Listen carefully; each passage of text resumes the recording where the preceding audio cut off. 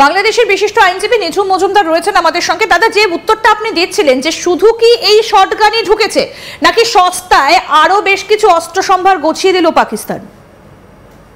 আমার কাছে আমরা এর আগেও বলেছি যে এক্সপ্লোসিভ এসেছে এখানে, তারপরে অস্ত্র এখানেই শটগানেই যে থেমে থাকবে এটা আমি কোনোভাবেই মনে করি না। আমার কাছে মনে হয় যে একটা বড় ধরনের যুদ্ধ প্রস্তুতি এরা, কারণ এর আগেও আমরা শুনেছি যুদ্ধ প্রস্তুতির কথা, তো আমরা ঠিক জানি না যে কাদের সাথে যুদ্ধটা আসলে করতে চায়, কি করতে চায় না করতে চায়, কিন্তু আমার কাছে মনে হয়েছে যে এর থেকেও ভারী অস্ত্র এসেছে এবং এটা একটা কনসার্নের ব্যাপার যে আমরা AK-47 এই পুরো একটা চালানের কথা শুনেছি। ইনফ্যাক্ট আমি আপনার সাথেই তো মনে হয় একটা শোতে আমি বলছিলাম যে মিয়ানমার অঞ্চলটা ব্যবহার করে ঠিক ইউক্রেনের যেই অস্ত্রগুলো, অস্ত্রর একটা বড় চালান মিয়ানমার অঞ্চলটাকে ব্যবহার করে বাংলাদেশে ঢুকেছিল ওই জুলাই মাসটাতে।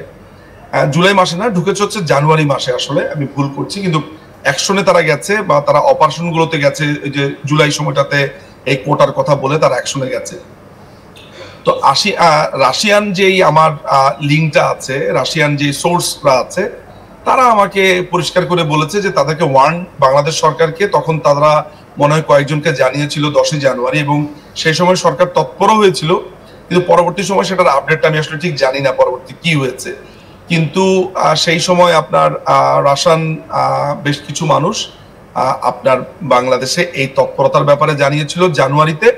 এবং এটার সাথে আরেকটা জিনিস লিঙ্ক করা যায়, সেটা হচ্ছে যে 15ই ডিসেম্বর 2024 সালে, সরি 23 সালে রাশিয়ার কিন্তু মারিয়া জাকারোভা, যিনি রাশিয়ান সরকারের মুখপাত্র, তিনি পরিষ্কার করে বলে দিয়েছিলেন যে বাংলাদেশে একটি অভ্যুত্থানের চেষ্টা করা হচ্ছে। দোহাতে তারা বেশ কিছু মুভমেন্ট লক্ষ্য করেছেন, তাদের গোয়েন্দারা সেই মুভমেন্ট গুলো দিয়েছেন এবং তাদের কাছে স্পষ্ট তথ্য আছে যে অ্যারাব স্প্রিং টাইপের কিছু একটা করা হবে, এবং সেটা 15ই ডিসেম্বর 2023-এ এইটা সরাসরি মারিয়া জাকারোভা সেই বিবৃতিটা দেন। ইন্টারেস্টিং ব্যাপার হচ্ছে যে এটা নিয়ে পরবর্তী সময় 2 দিন পরে বাংলাদেশের মিডিয়াতে এটা নিয়ে আলাপ হয়। তাহলে এই যে রাশিয়ান সরকারের একটা সতর্কবাণী, যে 15ই ডিসেম্বরের যে সতর্কবাণীটা আছে, আপনি চাইলে আমি সেটা আপনাকে ফরওয়ার্ড করতে পারি, বাট একটু খুঁজে দেখতে হবে, তাহলে আপনি ওটা দেখতে পারতেন। আমি আপনাকে কথা বলতে বলতে পাঠাতে পারলে খুবই ভালো হয়। যে সেই সময়টাতে পরিষ্কার করে কিন্তু রাশিয়ান সরকার আমাদেরকে জানিয়ে দিয়েছিল যে বাংলাদেশে স্কুল, কলেজ এবং ইউনিভার্সিটির স্টুডেন্টদেরকে দিয়ে একটা আপনার একটা বড় ধরনের অ্যারাব স্প্রিং টাইপের একটা ঘটনা হবে। আপনার পক্ষে যদি দেখানো সম্ভব হয় তাহলে আমি আপনাকে এটা দিতে চাই। আমি জানি না যে সেটা আপনি দেখাতে পারবেন কিনা এই সময়টাতে। আমার কাছে ওইটা আমি খুঁজে পেয়েছি। ওই সময়টাতে তারা যেটা বলেছে আমি আপনাকে পড়েই শোনাই, তাই তো? হ্যাঁ, পড়ুন, পড়েই শোনান। হ্যাঁ, সেই সময় আপনার কিন্তু বলা হয়েছিল যেটা, যে আমি আর কি এটা নিয়ে পরবর্তী সময় যে রিপোর্টটা করেছিলাম, যে এটার ইংরেজি না, রাশিয়া 15ই ডিসেম্বর 2023 সালে পরিষ্কার করে জানিয়ে দিয়েছিলেন যে নির্বাচনের পর বাংলাদেশের হয়ে বিক্ষোভ তৈরি হবে। আচ্ছা, ওইটার ইংরেজিটাও এখন আমার কাছে নাই, আমার বাংলাটা আছে আর কি আসলে। তো আমি আপনাকে সেটার সামারিটা বলছি। সামারিটা হলো যে দোহাতে তারা একটা মুভমেন্ট দেখতে পেয়েছিল রাশিয়ান গভর্নমেন্ট, এবং পরবর্তী সময় আপনি জানেন যে এটা খুবই আনপ্রেসিডেন্টেড একটা ব্যাপার, যে কোনো একটা দেশের মুখপাত্র, তাও রাশিয়ার মতো একটা দেশের মুখপাত্র একটা সংবাদ সম্মেলনে এসে পরিষ্কার করে বলে দিচ্ছে যে আমেরিকান ব্যাকড একটা অ্যারাব স্প্রিং বাংলাদেশের ইলেকশনের পরপর হবে। আপনাকে এই পয়েন্টটা মাথায় রাখতে হবে।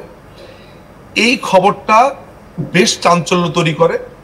পরবর্তী সময়ে ইলেকশনের পরপর আমার যে সোর্সটা আছে উনিও আপনার বলা যেতে পারে যে একজন বড় ব্যবসায়ী, বড় ডিপ্লোম্যাটও ছিলেন। সবকিছু মিলিয়ে উনার সাথে রাশিয়ান কিছু ডিপ্লোম্যাট যোগাযোগ করেন। রাশিয়ান ডিপ্লোম্যাট, সেই ভদ্রলোকের নামও আমার কাছে আছে, আমি সঙ্গত কারণে সেই নামটা এখানে বলতে চাইছি না, যেহেতু তিনি এখনো রাশিয়ান এমবেসিতে কর্মরত আছেন। তো তিনি এসে তখন আমার যেই জিনিস সূত্র, যেই তথ্য আমাকে দিয়েছেন, তাকে জানান, কারণ তিনি তখন সরকারের সাথে বেশ ঘনিষ্ঠ ছিলেন, তিনি তাকে এসে জানান যে মিয়ানমার অঞ্চল দিয়ে আপনার একটা বড় ধরনের চালান বাংলাদেশে ঢুকেছে এবং সেখানে নানান ধরনের ভ্যারাইটিস আপনার অস্ত্র সেখানে আছে। তো এই কথাটা জানার পরে ওই ব্যক্তি খুবই দ্রুততার সাথে বাংলাদেশের সংশ্লিষ্ট দফতরকে সেটা তিনি জানান এবং সেই অনুযায়ী তদন্ত এবং খোঁজও শুরু হয়ে যায়। কিন্তু আমি ঠিক জানি না জানুয়ারি মাসে এই কথাটা জানানোর পর আপনার ফেব্রুয়ারি, মার্চ, মে, জুন এই 6 মাসে আসলে ঠিক অস্ত্রগুলো উদ্ধার করতে পেরেছে কিনা বা সেই সূত্র অনুযায়ী তারা কাজ করতে পেরেছে কিনা এটা আমি শিওর না আসলে এই ব্যাপারটাতে। তো পরবর্তী সময় তো আপনারা দেখেছেন যে আপনার জুলাই মাসে, জুনের শেষ দিক থেকে তারা আন্দোলন তৈরি করে যে কোটা বাংলাদেশের যে মুক্তিযোদ্ধার সন্তান এবং তাদের বংশের মানে বা পরবর্তী তাদের প্রজন্মের জন্য যে কোটা ব্যবস্থাটা রয়েছে সেটা বাতিল করবার জন্য তাদের এই আন্দোলন, অর্থাৎ তারা পরবর্তী বলেছে যে এটা তাদের একমাত্র ছুতা ছিল। তাহলে আপনি একটার সাথে আরেকটা আপনি মেলাতে পারেন, একদম মিলে যাচ্ছে এখন। মানে এই যে প্লটটা তৈরি করা হয়েছিল, মানে শেখ হাসিনা যখন এই টেন্ডারটাকে বাতিল করে দিলেন, তারপরে আবার সেগুলোকে অ্যাকসেপ্ট করা হলো, জিনিসগুলো চলেও এলো এবং এইভাবে এগুলো ছড়িয়েও পড়লো। মানে কিভাবে পুরো প্লটটা সাজানো হয়েছিল এইভাবে করেন, লেয়ারটা যদি এইভাবে সাজান ওয়ান ওয়ান করে, যে 15 ডিসেম্বর 2023 রাশিয়া ওয়ার্ন করে দিল যে বাংলাদেশ একটা আরব স্প্রিং হতে পারে।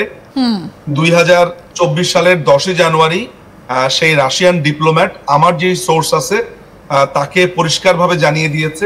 পরবর্তী সময় বাংলাদেশ গভর্নমেন্টকে এটা জানানো হলো। তারপরে এই শর্ট গানের জন্য তারা একটা টেন্ডার দাখিল করলো হচ্ছে আপনার জুন মাস, 2024 সালের জুন মাস, যেটা রিজেক্ট হলো।